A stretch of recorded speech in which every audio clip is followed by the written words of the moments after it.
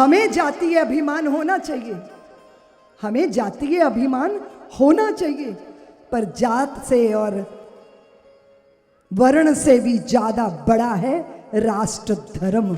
इसलिए मुझे राष्ट्रीय स्वाभिमान होना चाहिए। क्या होना चाहिए बोलो ना, बताइए। तीर्थों में उत्कर्ष, तीर्थों का परिष्कार। अभी हम गए थे काशी कॉरिडोर, प्रधानमंत्री जी ने जैसे ही गंगा जी में डुबकी लगाई, हृदय में ऐसी शीतलता आई, लगा युगों युगों से तरस रहे थे, ऐसा पुत्र मिल गया मां भारती को। जब वो गए थे केदारनाथ, देखा था आपने क्या दृश्य था। और ऐसे ही काशी जब हम गए तो वो जो है ना, वो ये युगों युगों बाद जैसे भगवती ने भी सुन लिया, क्योंकि माँ भारती ना चिन्मयी सत्ता है। और हम ये नहीं कहते माँ हमें जगाओ, हम भारत माता से कहते हैं भारत माता तुम स्वयं जाग जाओ। अब भारत माँ जाग गई है और ऐसी संतानों का जन्म हुआ है जो भारतीय संस्कृति के उत्कर्ष में सारा संसार भगवा को देख के अचंभित है। सारा संसार, लोग सनातन के बारे में जानना चाहते हैं, लोग बाबा विश्वनाथ की महिमा से परिचय पाना चाहते हैं, सारा संसार। और आप जानते हो पूज्यपाद गए थे ना वहां अमेरिका, 60 वर्ष की आयु के बाद, हरे कृष्ण हरे कृष्ण हरे कृष्ण हरे कृष्ण। आज देखो आप वृंदावन में गोरे तन वाले भी साड़ी पहनकर, कंठी गले में बांधकर हरे कृष्ण हरे कृष्ण। और आप जानती हो देवियों, मैं अमेरिका गई और वहां प्रातःकाल, अमेरिका और कनाडा के बीच में 2 घंटे का फर्क है, नियाग्रा फॉल है वहां, उसके पास ही जगन्नाथ धाम बनाया, जहां हमने पूरे अमेरिका के सब अपने भक्तों को निमंत्रण दिया और साधना करवा रहे थे उनको। सुबह 4 बजे हम सैर कर रहे थे, तो गले में कंठी डाले हुए और गोमुखी में हाथ डाले वो आए, वो अमेरिकन थे, बोले दीदी माँ मेरी गौशाला में चलो। मैंने कहा मेरा सुबह नित्य कर्म बाकी है, बाद में आऊँगी। नहीं अभी चलो, सड़क के उस पार मेरी गौशाला है। मैंने अपने घर पे शहर में गाय पालने के लिए 6-7 साल मुकदमा लड़ा, वो बोले मैं हार गया, मुझे इजाज़त नहीं मिली, तो मैंने शहर ही छोड़ दिया, मैं इस जंगल में आ गया। मेरी पत्नी है और मैं हूँ, 5-7 बिना माँ पिता के अनाथ बच्चे हैं, आप चलो मेरी गौशाला में। तो वहाँ पे बहुत मुर्गियाँ थी, कुत्ते थे, बिल्लियाँ थी, अमेरिकन कुत्ते बिल्लियों को भी बहुत प्यार करते हैं, बहुत गौएँ थी वहाँ और फूस की गौशाला थी। तो मैंने सुबह सुबह, मुझे पुराना संस्कार याद आ गया, तो मैंने कहा कि मैं गाय दूहूँगी, ठीक है। तो मैंने जैसे ही गौ माता, उसका नाम ललिता था, उसके थनों के नीचे एक डिब्बा रख दिया उन्होंने, मुझे तौलिया दिया, मैंने थन साफ किए और फिर मैं कीर्तन करने लगी कि वो भगवान के महामंत्र का हरे कृष्ण कृष्ण कृष्ण। जैसे ही मैंने बोलना गाना प्रारंभ किया, बिना थनों को छुए गौ माता की थनों में से दूध प्रवाहित हो। यह दृश्य मैंने अपनी आंखों से देखा है, डिब्बा भर गया, मैंने थन नहीं छुए थे। और जितने कुत्ते बिल्लियां थी ऐसे लाइन लगा के बैठ गए, ऐसे बैठे थे जैसे साधु पंगत में बैठ जाते हैं ना भोजन के लिए। कोई झपट्टा नहीं मार रहा था, सब शांत थे। उन्हें पता था कि ये जो दूध है ये हमें प्रसाद के रूप में। विपरीत स्वभाव वाले भी, ये अमेरिका की बात बता रही हूं, भारत सिर्फ भारत भूमि तक ही नहीं बंधा हुआ, जहां भारतीय संस्कार है वहीं भारत का जन्म हो जाता है। और सारा संसार सनातन की शरण में आने को आकुल है। और आप आश्चर्य करोगे लखनऊ वालों, मेरे गुरुदेव युग पुरुष स्वामी परमानंद जी महाराज रशिया गए। रशिया में हमारे 35 आश्रम हैं, वहां पर लोगों ने भारतीय पद्धति के अनुसार विवाह प्रारंभ कर दिए। गुरुदेव कहते हैं कि एक का ही रहना, अदला बदली मत करना। तो वो मुस्कुरा के एक दूसरे को देखते हैं, क्योंकि उनके लिए ये बड़ी मुश्किल बात है कि पूरी जिंदगी एक के साथ। वो पूछते हैं कि भारतीय कैसे एक के साथ रह लेते हैं सारी जिंदगी।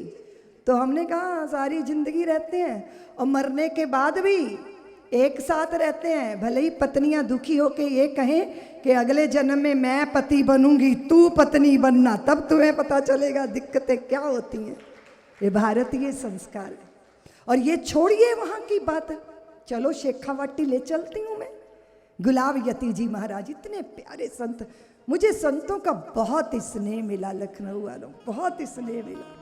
उनका शरीर छूटना था तो मेरे पास पारद के भोले बाबा एक मुखी रुद्राक्ष की माला, उनको लगता था किसी तरह दीदी माँ के पास पहुँच जाएंगे। मैं वहाँ पहुँच गई, वो इतने प्रसन्न। गौशाला में गए और गौशाला में उन्होंने गंगा नाम की गौ माता, गंगे देखो दीदी माँ आई है, स्वागत करो।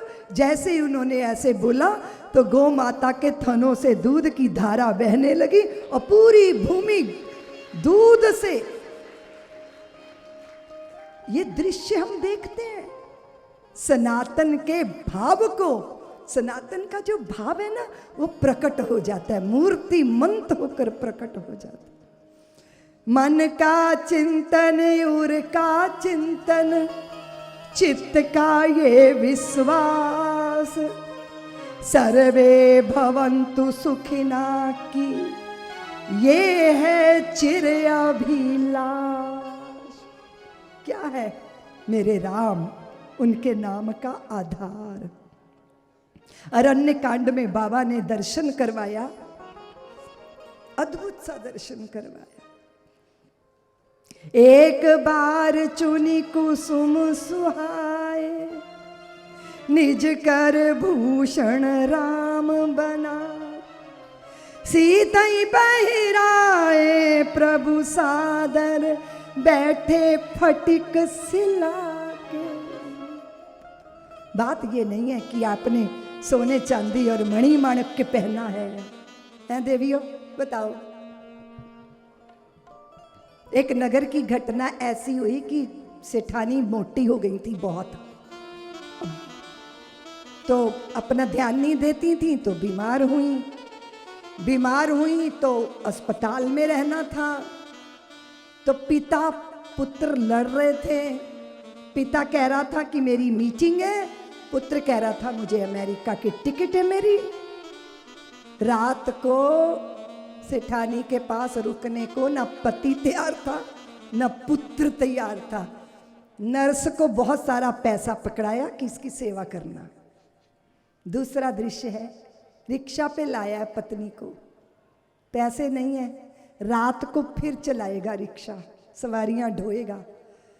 दवाई लाया है, पत्नी को वहाँ पे भर्ती करवाया और फिर पास बैठ गया और फिर पानी में भिगो के पट्टियाँ माथे पे रखने लगा और फिर कह रहा चिंता मत कर, सुबह तक ठीक हो जाओगी, सुबह तक ठीक हो जाओगी। ये बताओ देवियों, कौन है सुखी?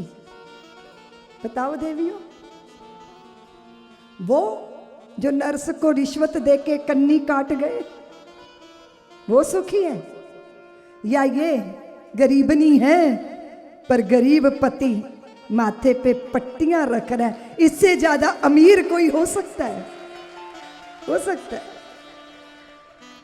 तुमने अगर सोने के गहने पहने हैं पर मुंह फुला के कुप्पा बना रखा है, चेहरे पे ना मुस्कान है ना कुछ है, सुंदर लगोगी?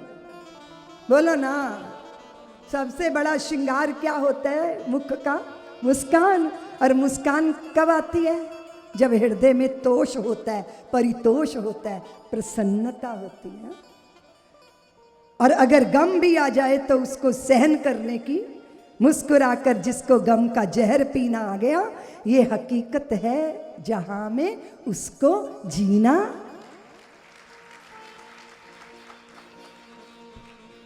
तो कहते दीदी माँ मैं तो बहुत दिनों से हंसा नहीं। तो मैं कहा हंसा कर क्यों नहीं हंसता? ठाकुर जी का भक्त हंसा कर।